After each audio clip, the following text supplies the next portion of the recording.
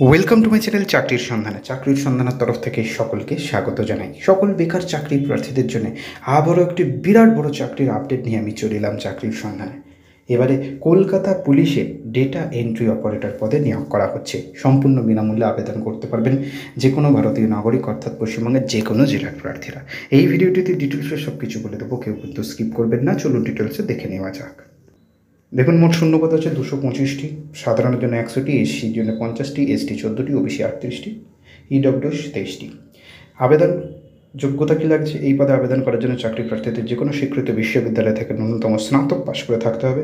একই সঙ্গে প্রার্থীকে পড়ার এবং লেখার দক্ষতা রাখতে হবে এবং টাইপিং স্পিড ভালো থাকতে হবে। স্যালারি দেবে প্রত্যেক মাসে 16,000 টাকা করে। বয়সসীমা সাধারণভাবে 18 থেকে 40 বছরের মধ্যে বয়স হতে হবে। সংরক্ষিত শ্রেণীর প্রার্থীরা বয়সে ছাড় পাবেন। আবেদন করতে হবে অনলাইনের মাধ্যমে।